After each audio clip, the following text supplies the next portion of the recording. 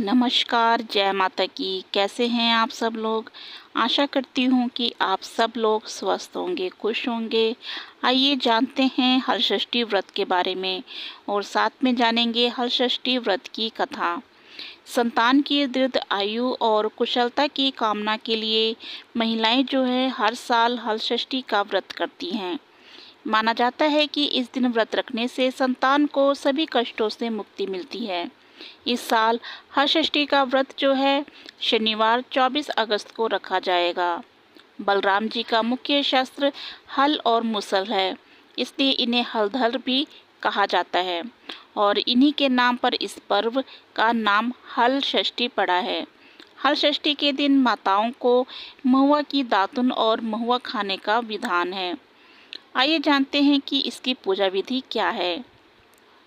हरषष्ठी के दिन महिलाएं जो हैं सुबह स्नान करके व्रत का संकल्प लेती हैं। इसके बाद घर या बाहर कहीं भी दीवार पर भैंस के गोबर से छठ माता का चित्र बनाती हैं और फिर भगवान गणेश और माता पार्वती की पूजा की जाती है और साथ में छठ माता की भी पूजा की जाती है।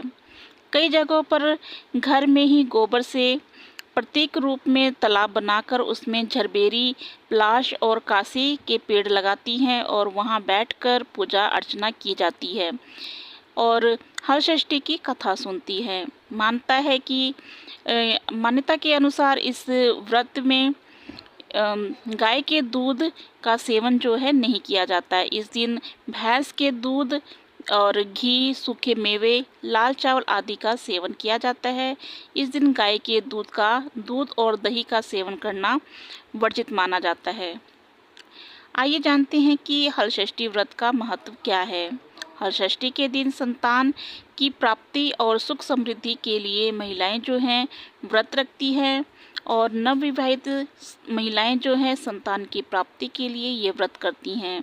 इसके साथ ही बलराम जयंती होने के कारण इस दिन खेती में उपयोग होने वाले उपकरणों की भी पूजा की जाती है।